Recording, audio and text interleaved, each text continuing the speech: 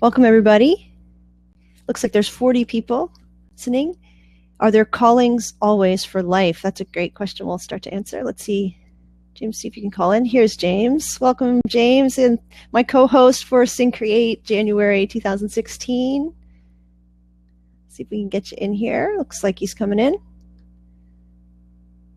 All right.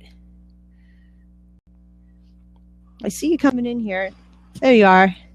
You're a little out of screen. There you go. Hi, James. Hello. Welcome, everybody. Oh, there you go. A little loud. Can you hear me okay? If you can hear us out there, guys, just Lisa, give us... I can't hear you. Are you there? Mm-hmm. Yep. Yeah, I can hear you just fine. Maybe you can... If you can hear us out there, give us some high fives on the... Give us some double claps if you can hear us out there, everybody.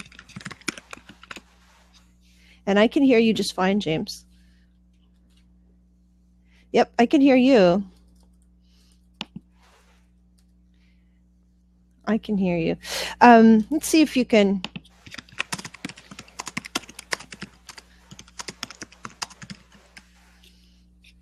I can't see you or hear you. Oh. Let's see. Oh, he's out. Okay, I can hear you both. Okay, good. Well, it looks like Andy can hear us. Andy, would you like to pop in? You can pop in while we're waiting for James. He's having some technical difficulties. Let you in, Andy. We'll let you in, James. And we'll see if we can get this thing going. Sometimes there's some technical glitches. Oh, there you're back. And hopefully Andy's going to pop in here any second. Andy, welcome. We're going to be talking about vocation, everybody. And this is our first Sing Create discussion in January 2016. Welcome, Andy. I see you. Hi, Andy. Hello. Hey, James. Hi. I see you. I'm going to give you guys high fives, high tens, because I can see and hear you. If you can see and hear me, maybe you can give me a couple of those. That'll be how we determine that everything's kosher and okay. Okay. All right. Oh, yeah. It's great to see and hear you. Actually, even too loud. I'm getting a lot of input. Thank you so much for joining us, everybody, today. It looks like we have 40 people, and this will also be on replay on our YouTube channel, on our Facebook page, and as a resource for people who are wondering about vocation or who want to consider it more and consider what vocation can mean, either in kind of extraordinary ways or rethinking it. And hopefully we could talk about it and discuss it a little bit. Hopefully you've been thinking about it. And I wanted to invite Andy along as well and some other people to pop in if you have ideas and wisdom to share. And we're not going to just take it over, but we've been sharing on our podcast. James has a fantastic series coming up. I'm excited to hear it. We've been talking about it this month. Yeah, and writing as well. And so what does some of that look like in your life, Andy, vocation? It's a really hard word. For me, it means, calling, but I think it also just doesn't mean sort of one thing. I think, James, you were asking, does this always for life? I think people have talents and gifts and all of those things, and I think we use those, but the sense of sort of career for me, doing something for your whole life, maybe the generation before me would have been people that had careers and worked 30 or 40 years at the same thing. I don't know that I equate those things, but I do think that there's some real value in thinking of what you love to do and how you commit yourself to that as being a calling or being a vocation.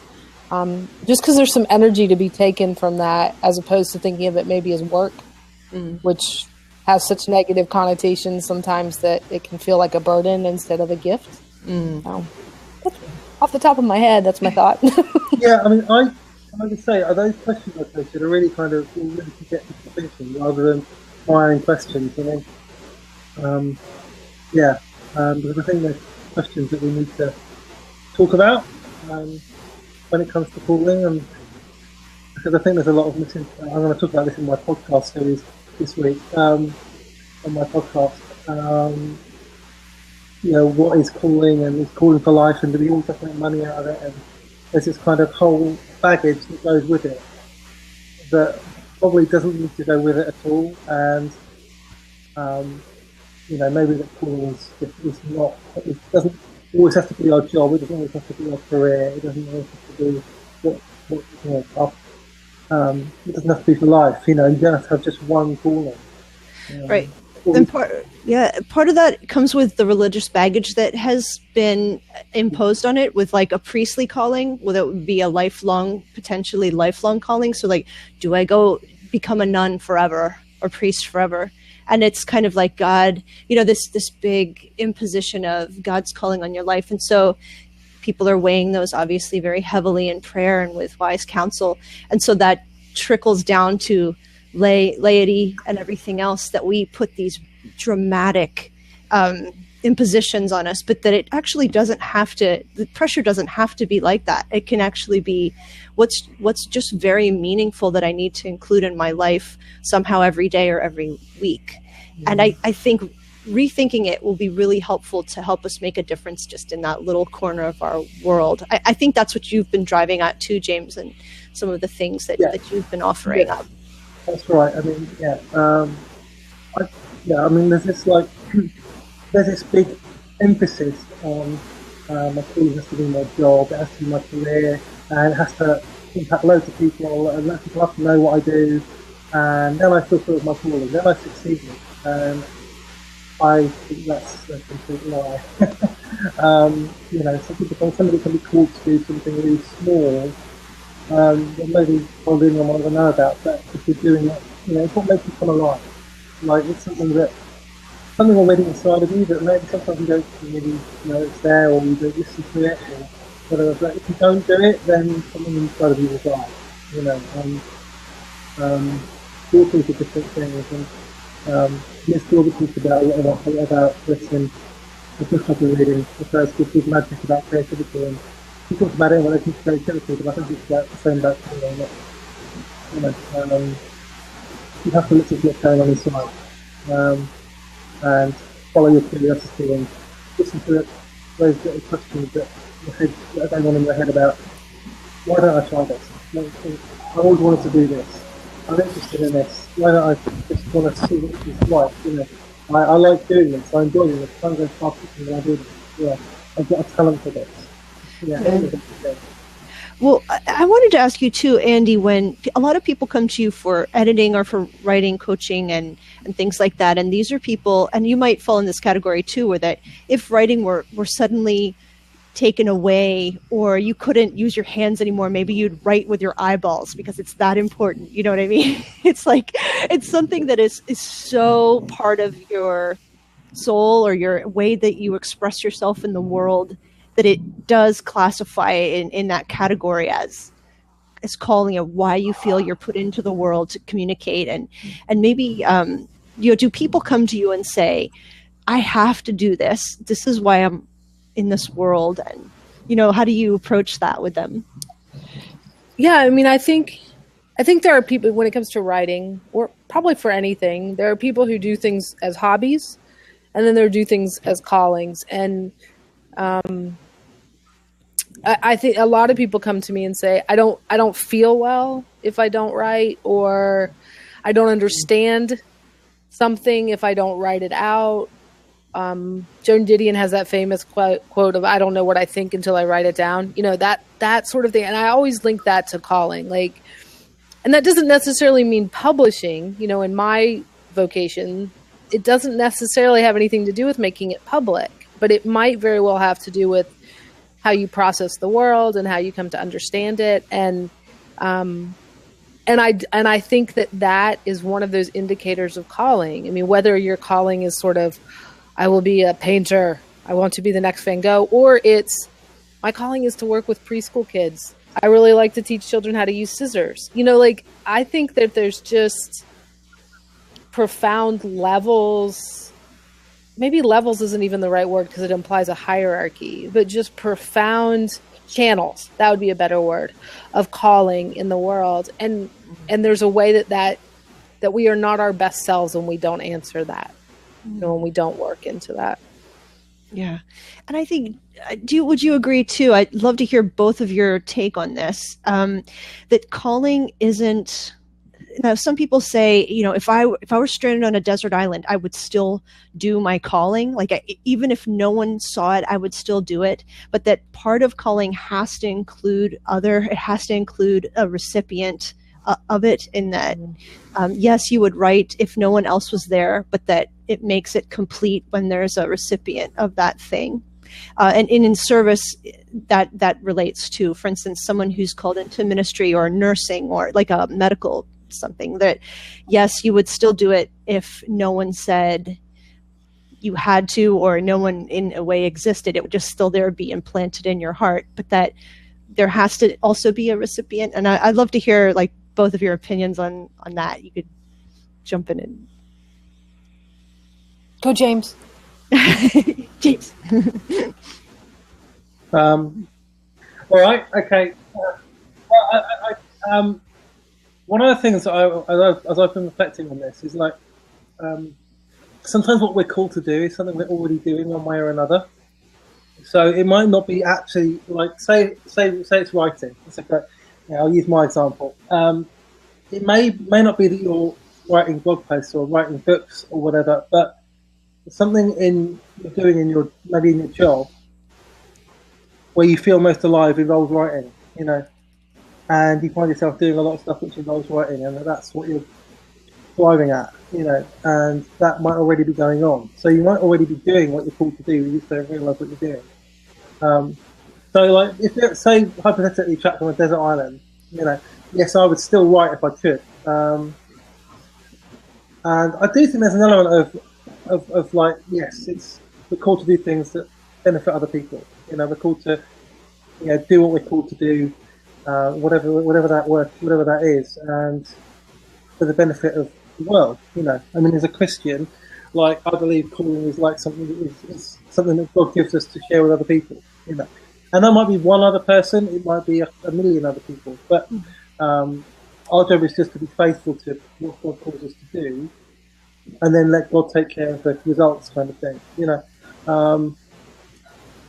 Being trapped on a desert island, well, I would still write. And you know what, actually, in terms of writing, I don't know if this applies to every calling, but but writing benefits me. Like, when I write, it benefits, like, it changes me, even if nobody else ever sees it. So, and I think this whole thing about you'll find a way of doing something you're called to do, even if it's not exactly the way that like it looks.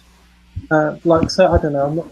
I'm trying to think of a good example, but you'll find yourself doing the thing you're called to do one way or another, in some form or another, whether it's actually directly doing it, like publishing a book, or whether it's just doing something in your job, or in your life, which is kind of tied into that. Like, I end up often tweeting big like blog posts, because it's like I start a kind of conversation with myself about a topic, and it ends up becoming loads of tweets on one topic which follow on from each other, and that's just a blog post in tweet form. So I'm writing, but I'm just in it. It's just not in the kind of traditional format of writing. So I think that's a way we can find our calling as well, to look at our life, look at what we're doing already, and it might not be exactly how, the kind of formal way of doing it, but it might be what we're doing one way or another. So I think actually I just read Rhiannon's comment here about how she's not writing, she's still telling stories in her head, or anyone who stands still. I'm exactly the same way. Like, heaven forbid you come when I haven't had a time to write during a week. I'm so sorry. Because I'm just going to bombard you with, whatever random thing the dog has done. That may be the story you get. But I do think that I think with calling, there's always a question of service. And I do think, to sort of echo what James was saying, we sometimes discount service to ourselves as not being valuable, not, it's that self-care thing, which, sometimes people interpret as being selfish, but it's really not. So I think there's service to ourselves, but I do think that if ultimately the only reason we do something is because of how it benefits us, then that may not be calling. That may not be bad, but it may not necessarily be calling. Like, it may be more Like, I think there's probably no great service I'm doing when I binge watch Doctor Who. Like, I that's just for me. I don't think I'm really helping anyone. I mean, maybe I am. I don't know. I'm helping, Matt Smith is the episodes I'm on right now. I'm paying his bills, I guess. But when I write, ultimately, I have to find a way for that to be meaningful to someone else. And I think the paradox of that in sort of creative fields, and maybe in other fields too, although I don't work in them, so it's harder for me to speak to those, is that sometimes when we best serve ourselves, that's how we find out how we serve others. Sometimes the best work we do for other people is the work that we're doing to help ourselves. So I do think there's that component, but it's a little paradoxical, I guess.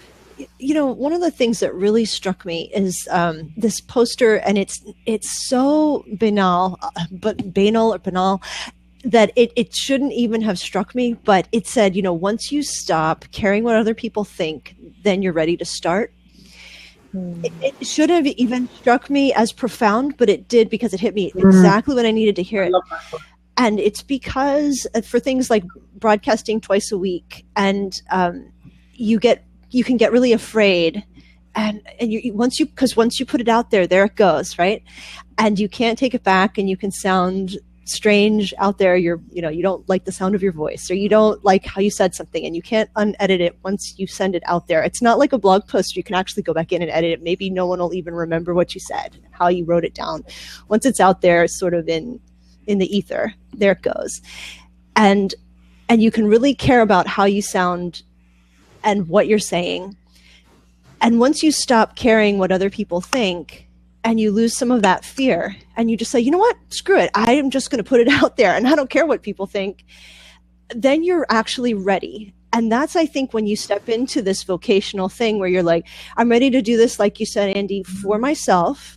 And then you're actually ready to do it for others too, because people need to hear, somebody needs to hear what you have to say, because you're doing something, not in a narcissistic way, but you're doing something to be useful to others, and in a sense of, I found this out. This really helped me. I hope this helps you. I'm not afraid anymore. I'm ready. Here it goes. I'm just going to put it out there, and I hope that it helps you. And yeah, you might get a hater, or you might be like, someone's going to hear it and be like, that's the dumbest thing I've ever heard. But you don't care anymore what people think, and you don't care if people don't like it, because you've just done it vocationally, because something else bigger than you is kind of imposing that, like, this, it's time for you to put this out into the world. And maybe that's a silly way of thinking of it, but for me, I have to jump over that hurdle before I'm going to do something that vulnerable and that risky, because to me that is risky, because I'm not a person who actually likes grandstanding and taking selfies. I actually really, it turns my stomach a little bit. I don't like that very much. I'm just kind of weird like that. I actually don't find it appealing to do that. So for me to put something out there actually does feel a little dangerous. And so I have to actually be ready and not think about what other people think before I do it. And so I suppose I'm a little countercultural in that way, where I get insecure, and I just have to be ready to vocationally to say, okay, I don't care what people think. I'm just going to do this because I feel it's a calling, and I feel that other people might benefit from what I'm going to share. Right. Yeah, that reminded me of something that Stephen Pressfield wrote. The more afraid you are to do something, that's a sign that you're meant to be doing it.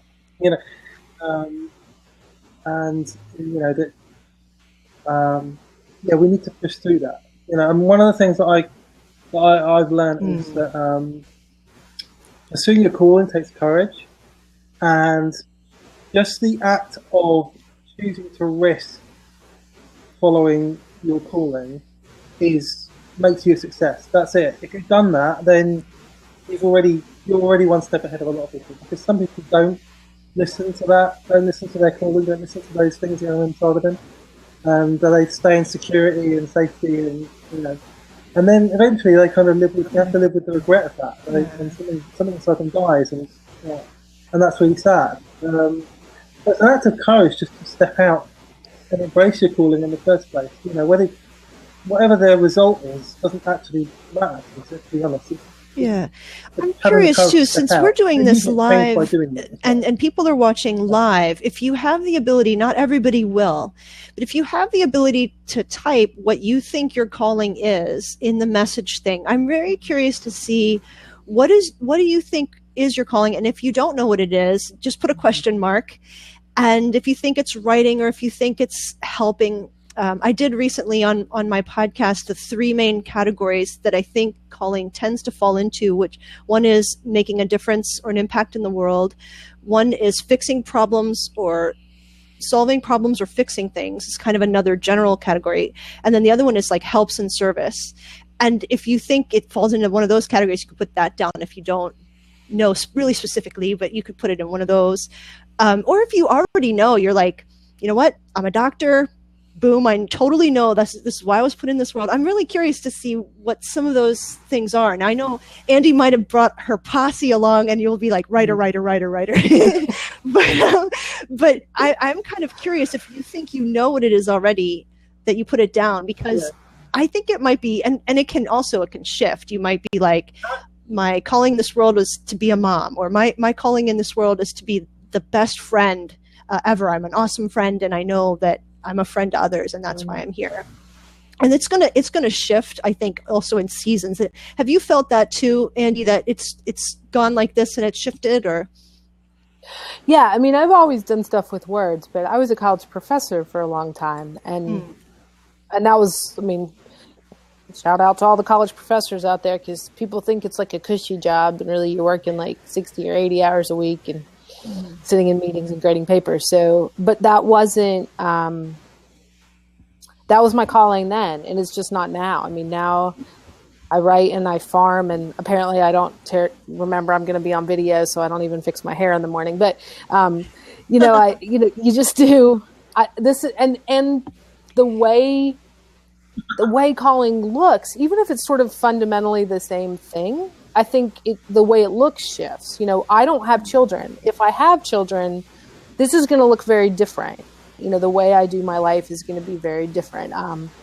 But we do have farm animals, and that seems so strange to people, but that means I can't go and do book tours unless I have, my husband's going to be here to take care of our farm animals, or I con my dad into it again or something, like it. It's just, that's what my life is. And everybody has that. So it does shift, I think. Yeah. Depending on the other elements of your life and how they work.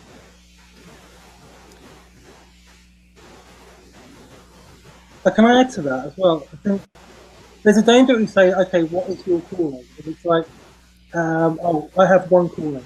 That's all I have. And I don't think we have just one calling. It's really dangerous because somebody can call to be a writer, but also called to be a mum, and also called to be a parent. And they can be called to be the person that goes and volunteers at the local food bank or something, and that can all happen at the same time, So I think there are different types of calling, like you were talking about, Lisa, and different categories as well. But we can have more than one going on at once. And I think some are for life and some are for seasons as well. Like, and also sometimes you discover callings when you don't realise it. Like, I do a lot more writers coaching now, and until like 18 months ago, I'd never thought about coaching anybody, and it never occurred to me whatsoever. And I just kind of followed I got an opportunity, and I kind of followed my curiosity and followed, kind of something going on inside of me. And then suddenly it's like, oh, I love doing this. I'd love to do this all the time, And suddenly it's like, I've got a calling. So now I'm called to writing, and I'm called to coaching, and there's other things that I'm called to, which are small little things. But yeah, I think vocation is a better word to describe kind of what you do. That's more kind of the bigger stuff, like say you're called to write books and publish books and that kind of thing. Kind of the kind of big, isn't it? I would say not necessarily what your job is, but I'm talking about the smaller stuff, like the little things we're called to do that maybe people don't see. They're not necessarily vocations, but they're callings. Maybe I'm thinking out loud here, Sure. but I certainly think we can have That more reminds than one me too. calling, Andy was on my podcast, and I encourage you, if you haven't heard the podcast I did with Andy, I believe it was in August. So go to the Spark My Muse. This is my little plug. And James, not to cut you out, James has a fantastic podcast too called James Talks. Google search that immediately. And mine is called Spark My Muse. Mm-hmm. Mine is called... I couldn't hear that one, but mine's called Spark My Muse, and Andy is featured, I believe, in August of 2015. And one of the things I wanted to mention too, as part of Andy's calling, is that she is also a hostess and really a facilitator, I believe, of hospitality, and that is a really important, I think, underrated calling, because when you create space for people, like a holy space, it's like one of these background things. It's like an introvert thing, that it's not like a sage on the stage thing. It's like you create a space, right? And people come, and it's this background thing that you just make a space. And her place is called God's Whisper Farms. And there's writers that come, and there's retreats, and you can explain that in a second. I'm just going to kind of set the stage for you to jump in and a little bit describe it. But what's interesting about a hospitality calling it's one of these understated ones that you might not immediately think of, like you would think a doctor or a pastor or something like that. You might not immediately think of it. But the thing about a hospitality calling is that you are making room for other people to come in and find their callings and flesh out their callings. So somebody like a writer might not have anywhere to actually let their calling shine, or find a place to actually make it work. And so a person with a hospitality calling allows other people to make their calling actually happen. And so that's a really, really interesting calling to have, that it's going to be an unsung one sometimes. It looks like your signal's given out, but we can still hear you, Andy, if you want to talk a little bit about God's Whisper Farms. Oh, yeah. So sorry. It's country farm living. That's the signal. Yeah, we just have the little farm in Virginia, and we are in the final stage of putting together sort of a room where people can retreat. I mean, basically, it'll be a retreat space where a bunk room and a kitchen and a bathroom, and people can come and stay for a weekend or a week and enjoy the farm animals in the quiet. And we'll be here if you need us, but we're introverts, so we'll also probably be hiding in our bedroom some of the time.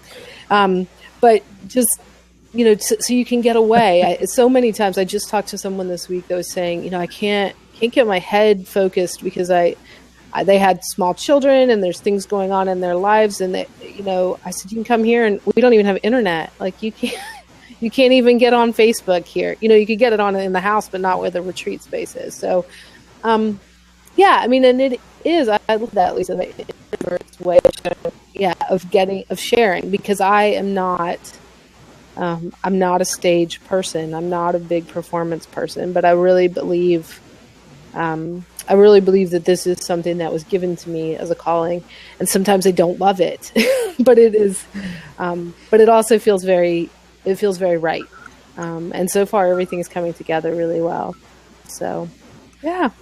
Yeah. But I'm going to actually have to go, because I have to go trim goat hooves. That's my big morning. But thank you for having me in. Yeah, thank you so much for coming in. If part of your calling is trimming goat hooves, then God bless you in that calling. Thank you so much for being with us. It's been wonderful. Thanks, guys. Yeah, it's so good to see you guys. Have a great day. Yeah, it's just lovely to. I'll send you the link for this if you want to replay it or put it anywhere on your website too. It was really nice to have you, Andy. Thank you. Absolutely. Thanks, guys. Thank you so much. Take care. Bye bye. She's so lovely. I love Andy. She's just so lovely. That's so good to have Andy. So amazing. And I was going to say, the reason I was just talking earlier a minute Oh, ago. good, Sorry good. about that. Was just to say that Andy's coming on my podcast in a couple of weeks. So we recorded it before Christmas. So yeah, she's got so much to say. I think that's kind of a thing we wisdom, can miss. yeah, Like if to your calling might be to visit the sick and bring them a meal, or do those things that no one will ever even notice or even necessarily even thank you for. And I think that a lot of times, if it doesn't seem important or that people will notice, we will maybe dismiss it outright as that must not be a calling because no one's talking about it. And really, if God lays it on your heart or you feel it deep inside, however intuitively that's going to manifest itself, that's probably it, and I think that we just have to step toward that.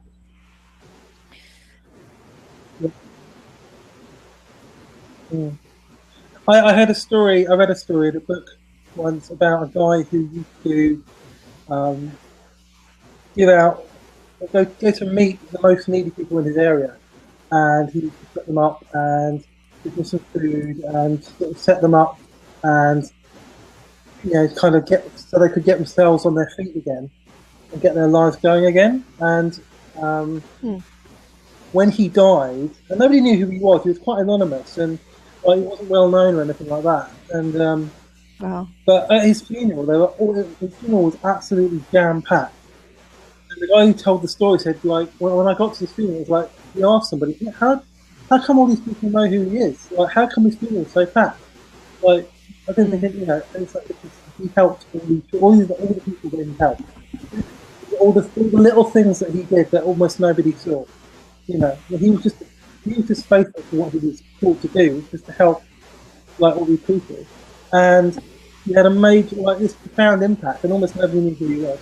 And that's a great example of just following your calling and being obedient without really being known for it. Because it's not about the results, and it's not about being known for what you do. It's a little hard to hear you, James, and I'm not sure if it's me or if you might want to get a headset mic or something like that. And I don't know if anybody is out there and you can, if you have trouble hearing us at all, it will help us in feedback if you'd let us know how you're hearing us and stuff too. Because we plan to do this, if you're tuning in now, we plan to do this the second Saturday of every month in 2016. So if you check back, put it on your calendar, second Saturday, same time each month. The next month, James is going to host.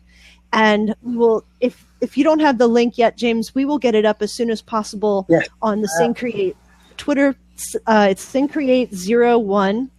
And we will get up a link to join us for the second Saturday next month. And it's a tiny bit muffled on occasion, cuts out, and I can hear it. There are other moments it's harder. Okay, that sounds good.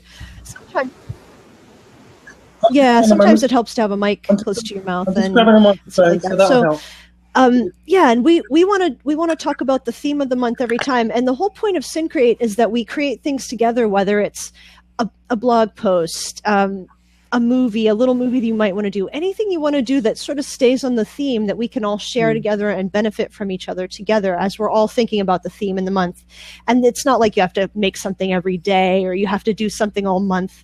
It's just that if you feel that the theme resonates with you in some way, that you want to share something, we're all sort of talking about it together. And then next month in February, we'll meet on the second Saturday to talk about repentance reimagined. And that can take a religious connotation or any kind of U-turn in your life or rethinking something and making a turnaround. And we'll discuss what that could mean next month and how you might want to think about it. So this month is a lot about meaningful work and what calling can mean. And we'll continue. James is going to talk a lot about it on his podcast in a series, and all month at different times I have some things on the Spark My Muse podcast as well. I mean, I have there's going to be a podcast every day this week, Monday to Friday. They're very kind of really short, 10-15 minutes and I'm going to be like the kind of questions are going to be like what is calling, and about enjoying our calling, about where we start before we explore our calling, about not asking permission, and like listening to our curiosity and all that kind of thing. So those are the sort of things that I'm talking about. But, and I actually, one of the things I decided to do was to do a podcast series for each SyncCreate theme. So we're doing this thing that I'm doing this week every month. So that's, I mean, just as an example, Seems Create has kind of really had a big impact on my creativity this year already, but it's given me a focus for my blog and a bit of my podcast as well. So hopefully that can be the same for all of you. You know, I know I've heard from people who are kind of have got ideas as well already for things that they're gonna make. And actually, I think it infiltrated into some people's subconscious as well, because I had a friend who wrote a blog post and it turned out to be on calling, and they hadn't remembered that Seem Create theme was calling, but it turned out that they were like, oh yeah, this is on calling and the theme's calling, so I'm going to put it in the Facebook group. So that's really good when that happens, and that's what we want to happen more.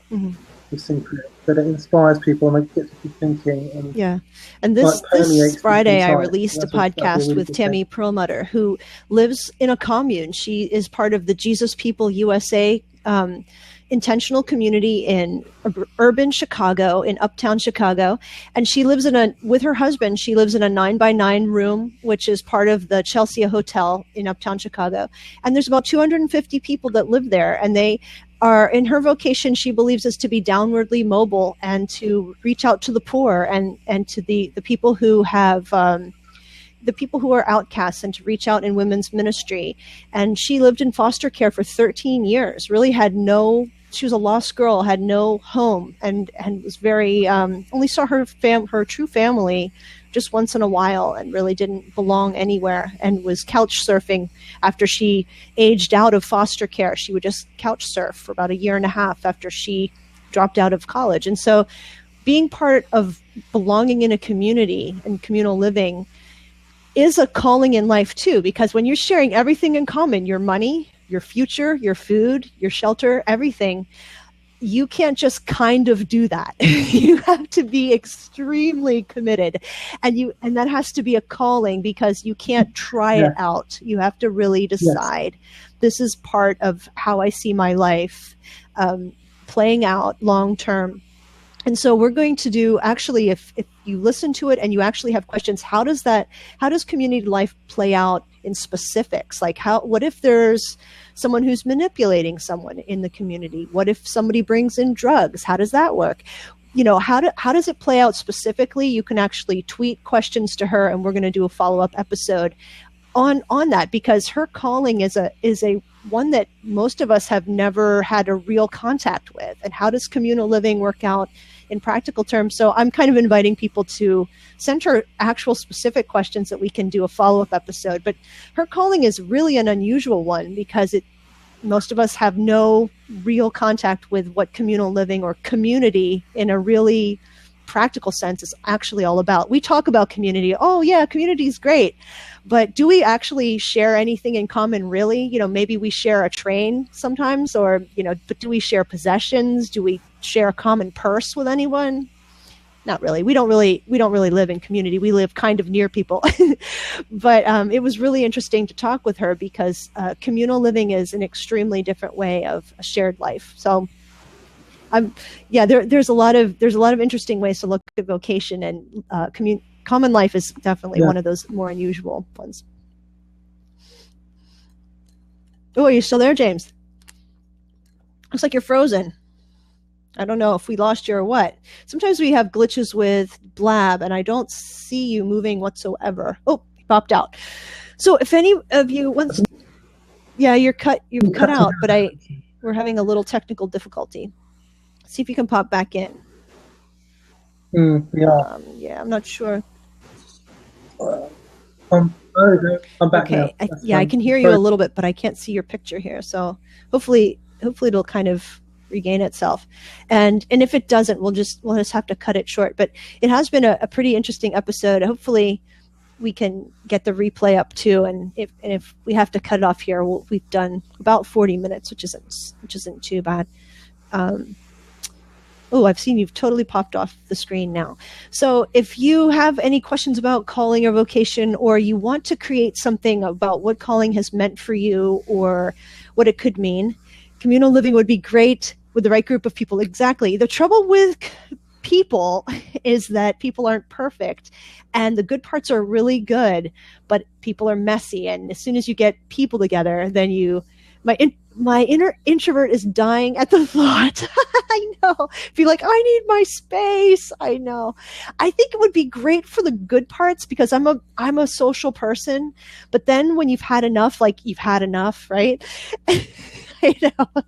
Like I love being with people, but then people are, I know for myself, I'm messed up and people are messed up. And then pretty soon you're going to get into some like ugly, you're going to get into, as soon as it stops being polite, then you're going to get into people's uglier stuff, I suppose. I think James is trying to get back on. I see that he popped out and then he popped back on. And it's amazing we can do this at all because he's over there in the UK and here we are in wildly different time zones. And it's amazing this even works. Blab is in beta and it's free still. And I'm just grateful we can use it at all.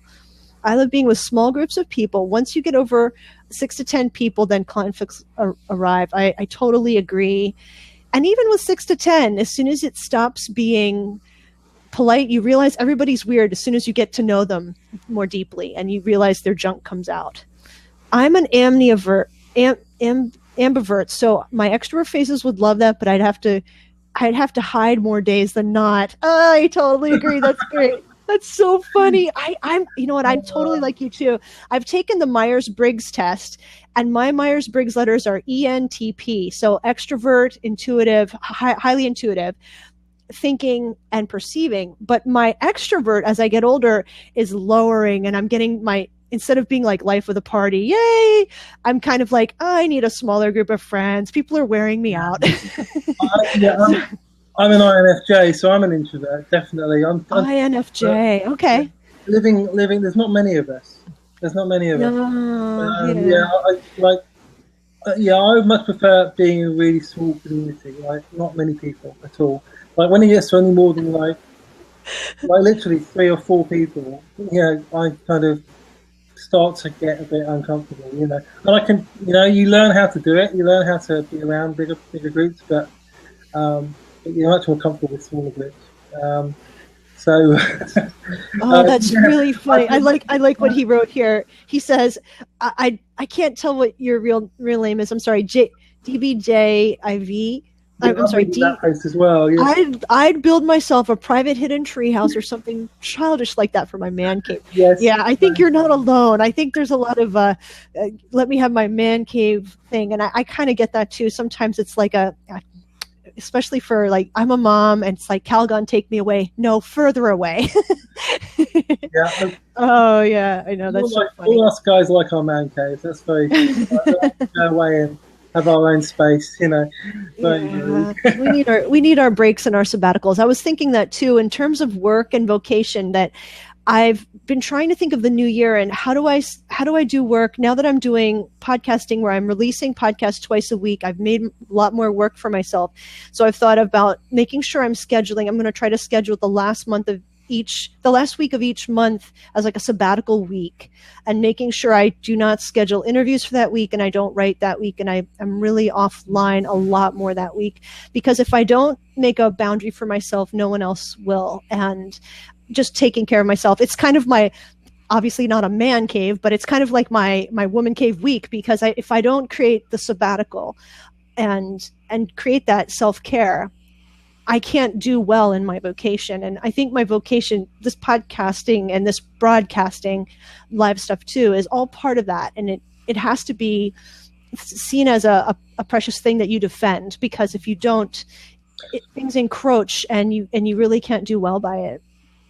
Yeah, I completely agree. I'm writing a book on calling and identity and all that kind of thing. And one of the chapters is one of the whole chapters, the one I'm working on right now, is to do with sabbatical and Sabbath and rest and the science of it and the spirituality of it. And there's a lot of science which tells us that we need to rest, and have healthy rest. And that if we don't have healthy rest, then we're not going to be as productive. We're not going to. The work we do isn't going to be as good. Absolutely, yeah. And from a spiritual perspective, I think if we can't live without something, then it's become an idol. It's become a god. I mean, our value and our worth can come from that and how well we do with that, rather than just from being enough. And so, it's really, really important to be able to lay stuff down You know, whether that's having 6 days a week and then 1 day a week you don't do it, or like you're doing, having 3 weeks a month you do it, and then the week you don't do anything. It's it's a really good principle and a really healthy thing to do, I think. So, be interesting to hear what your experiences of that are, actually. So maybe everyone will get you on my podcast to talk about it. That'll be interesting. I think that's an interesting subject that we need to kind of explore a lot more. And so it looks like there's more people joining us towards the end of the hour, and that's happened a bunch of times I've done these blab talks. So I will come on Thursdays, like twice a month on Thursdays at 8:00 Eastern time. And I've noticed I start at 8:00 Eastern time and go to 9:00, and about close to 9:00, a whole bunch of people come on, and I don't know what that's about, but we're going to be doing a replay of this on a YouTube channel that we're going to create as kind of an archive place. Yeah. We're going to have these broadcasts done as a resource. So if you ever want to know what someone said or come back as an archive, we're going to have them there. And also, if you feel like doing a video related at all to vocation, whether it's your vocation or something else that sort of relates, that you feel kind of inspired and you feel like that's something you would enjoy doing, you can submit it to us and or create something and put a link on the Facebook page. So it's facebook.com/groups/SynCreate. Yes. Right? And you remember. Yeah. Come over to the Facebook group if you're watching this and link up with us there and share your work with us that has to do with it, because we'd love to see what you're up to, and we'd love to see what your vocation is, and if you want to share your work with us, because I know I thrive on looking at other people's work and their creative things. And James and I both want to encourage you in your creative endeavors. That's part of what all of this is. We're both creative people, and we want to encourage other creative endeavors among all of us, wherever you are, whether you're a professional, whether you're just starting out, whether you don't think you're creative or not. Just it's kind of a big sort of sandbox where we all get to play in, and without any judgment, just we're inviting you to kind of come along with us this year and see what we can do together. Yes, absolutely. And the great thing about sharing it in that group is that then other people will share it as well. Like, I mean, there's a couple of people who've already been sharing stuff in the group, and it's been great reading that stuff. You know, I mean, like Lisa said, like, reading other people's work and hearing it is always really inspiring. So. And then we get to share it with other people, and so people get to hear about it, and so everyone gets to benefit, you know, and that's really, really cool. And it can literally be, like Lisa said, anything. You know, if you write a song, you know, record it and put the MP3 in the group. You know, if you write a poem, put that on the group. Whatever it is, you know, and it can be anything. Like whatever these words trigger out, whatever the words calling, vocation, kind of triggering you, just. Listen to what's inside and pour it out. And wallets, dog collars, and life feeds can be included in that. Why not? I mean, I have a funny story about that. So I'm 12 years old, and I'm really into Native Americans, right? Real quick story. This is just so random. I'm sorry, but I have to share. So I'm 12 years old. I'm really into Native Americans, and I like to go into the woods and create my own bows and arrows, right? And I'm like, what would be really cool is if I made my own clothes like a Native American, right? So what if I tanned my own leather? Wouldn't that be neat? So I call around. I'm in rural Pennsylvania, and a lot of people hunt deer. Brain tan? I don't know what that means, but no, I don't know. I don't know what that means, but so anyway, I think tanning my own leather, my own deerskin hide would be really cool. Okay, I'll look it up. So I call a bunch of people I know who hunt deer, because everybody in our little backwoodsy area does that. I'm calling people. If you kill a deer, I'm 12 years old. If you kill a deer, can I have its hide? And they all think I'm insane, but they're like, yeah, sure, okay. So I buy this little kit, and this is way before the internet. Okay, so it's this mix, and it's disgusting. I'm pulling the hair off this deer skin. It's rotten meat, and I have this huge bucket, and I'm stirring this stuff. It's just sick. It's disgusting. But here I am, I'm going to be like a real Native American. the time we called them Indians because this is a while ago. I'm stirring this. This is the most foul thing. About 2 months later, this white crumpled leather comes out and I can't do a thing with it, but I have this it's tiny at this point. It's like this. And that's my experience with tanning leather. So every time I hear about, and I love the smell of leather. This is kind of why I tried to do it. I wanted to make my own clothes and my own, maybe not my own, dog collars, but maybe my own leather things. And I had some scraps of leather that someone had given me from their store. I was like, this is amazing. This stuff smells amazing. I love it. I love leather and the suede and stuff like that. So I'm like, I'm going to do this myself. I'll just get people to give me their deer skins. And after that horrible, horrible experience, I'm like, yeah, no, probably not. And so, there's a first knife sheath I made. Oh, that's cool. Thanks for putting those links in there. Yeah, and if by the way, if you're tuning in and you have something you want to share, like a website of vocational work that you do, go ahead and put your links in there and we can see what your creative work is. We can see what your vocation is. You can go right ahead and put your links in and we'll try to visit and see what you do. It's fun to see what other people do. I love people who are willing to to follow their hearts for the most random things. It's a beautiful risk. Amen to that. I totally agree. I totally agree. Yeah, that's what it's all about. I mean, Rhiannon, it's absolutely all about that. It's just follow what's going on inside of you and just take that risk. It is a beautiful risk. And you know what? You might fall down on your face, but you might succeed or whatever. But I say succeed. It might go really well. It might go really badly. But either way. Because you have the courage to do it in the first place, that's it. You're a success for doing that in the first place, and you will grow from doing that. Yeah. Just from taking the risk and taking that beautiful risk. Yeah. It is a really beautiful risk because you end up growing whatever happens. Yeah, I probably didn't have the technology to do the deer tanning thing, but it was fun. What I learned is that it doesn't matter if you fail. It doesn't matter. It matters that you really are curious and you really try and you do the weirdo stuff. And yeah, you call around and ask for the deer hides, whatever. Just go for it. Just have fun and learn from it. Yeah. Whatever. It's fine. Yeah.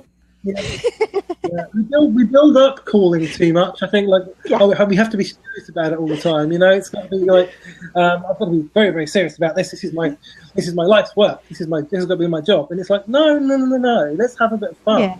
Let's enjoy doing this. Okay, yeah, let's be responsible and all that kind of thing. But let's enjoy it. It doesn't have to be like a burden, And we as a Christian, it's kind of like there's this kind of fashionable thing of well, if you want to do it, then God doesn't want you to do it because it's just you that wants to do it, and it's because you're sinful. That means that your desires are wrong, and God knows better than you, and so God wants you to do something that you don't want to do by definition.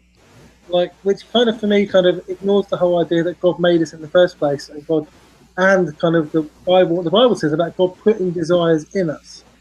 God gives you when the Bible says God gives you the desires of your heart, that's what it means. It means to put your desires inside of you. So sometimes the things that we want to do are actually the things that God wants us to do. Sometimes they're not. Sometimes they're not. For example, if I wanted to hurt somebody, that's probably not from God telling me to do that. But a lot of those really healthy desires, they're from God, and we should listen to those. And we should explore those and take that beautiful risk. It's really important. Yeah, I think especially if you think about what it means to be human, I think creating things is a human quality through and through. And it's just, that is such a distinctively human quality. It's like if you, not that, and creativity looks so different for each person, and people think, oh, well, I'm not creative. I just draw stick figures. It's like, well, you might not be creative with a pencil and pen, but do you make interesting things in the kitchen? Everybody has their own outlet for it, and it might just look different, and it's not like a judgmental thing. If it doesn't look just this one way, then you must not be creative. But I think just to be human, it has a creative expression in some form. And so what that might look like, it's going to be different for each person, but that in some way, because you're human, there is some creative thing happening with you. It might be even creative in some mathematical way, but it's going to be different for you than it is for someone else. It's like a computer programmer is creative in their own binary O's and ones kind of way too, that you're not going to get in the animal kingdom. It's just distinctively human, and I think that's part of that's just wired right into our DNA. Yeah, it's human nature to be creative. I think it is, and creativity can apply to any field of life. Any field of life. Without creativity, we don't get scientific breakthroughs, because scientific breakthroughs require imagination, which is essentially creativity in the first place. So, creativity is how the world changes and how the world grows and how we evolve. And how we make discoveries and how we cure disease. It's all ultimately about imagination and creativity. Creativity is a massive thing, right? And we're all creative. So, I totally agree with that. Absolutely. This is good. We'll probably start wrapping it up. If you want to know more about what Syncreate is, I'll just give a brief thing. And next month, on the second Saturday of the month, James is going to be hosting. So you're not going to find the link from me. You're actually going to find it from James. And so follow James on Twitter. And also look just for the Syncreate hashtag, and that's how you'll also find the link. So we really hope you can all come back with us the next second Saturday of the month.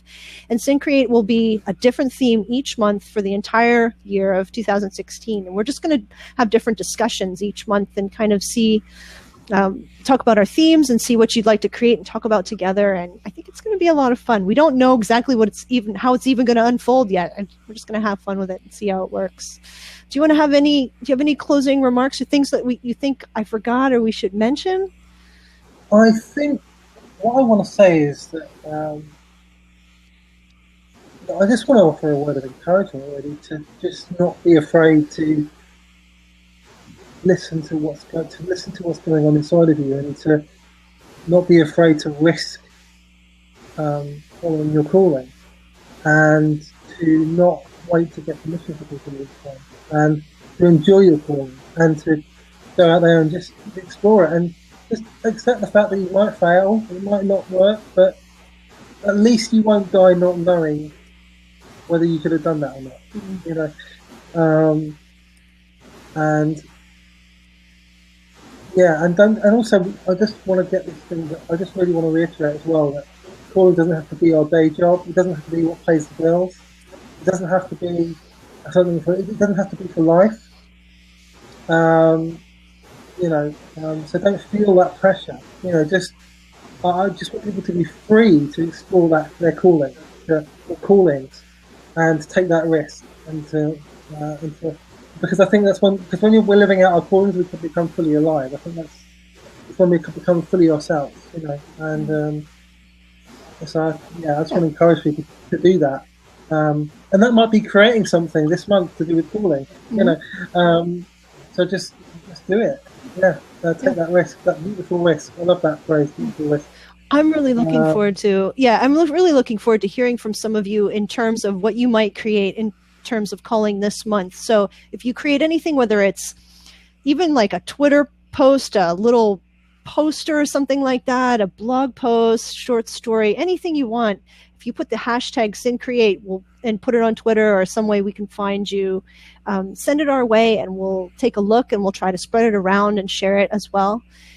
I will have posts on my blog at sparkmymuse.com and audio broadcasts at my podcast, Spark My Muse. And so I hope you tune in for those, and there'll be plenty of resources and things going on with that, as well as on the Facebook page. And so it's really just a pleasure to kind of make connections and new friendships, and it's always a joy to create with other people and kind of. I mean, we live in a wonderful, fantastic, kind of a mind-blowing time where we can even have this sort of technology and touch each other's lives. I just feel kind of lucky to be alive and meet other people. It's a really neat time to be alive, and so I'm very grateful to pair up with James and all of you, and it was really great to have Andy here too. That was such a lucky treat. she's here. So great. If you joined late and you missed Andy, she was in the beginning of the program. Some of you are here a little later. This will be rebroadcast pretty soon. We'll have the audio and visual, and it will be on our YouTube channel as well as James' website and my website. Just keep looking at our Twitter feeds and just do a search for Syncreate, and you'll find it on Twitter, and you'll find a way to look at the replay, because she has some fantastic wisdom about vocation. So I think you'll really enjoy it if you join late. Yeah, that's right. Yeah, I mean, Lisa and I will both be doing be releasing material on calling this month. And, Lisa's podcast is Spark My Muse. It's brilliant. So please go and listen to it. It's fantastic. Twice a week. I absolutely love it. I always love it. And my podcast is James Talks, and they're both on iTunes. And I'm being Susan calling this week, and I might be talking about it again. I've already done one blog post as well on my blog, which I've just put a link to in the comments. And we want you to do the same thing. We want you to create something on Calling and share it, and that's it. And enjoy doing it. So we'll sign off because we've taken an hour, and we're so glad that you came with us. You can share the news, and next second Saturday of the month, join us. Bring your friends. We'll have fun together. Thank you so much, everybody. We'll sign off. Thank you very much, everyone. Yeah, take care. Bye-bye, everyone. Bye, everyone.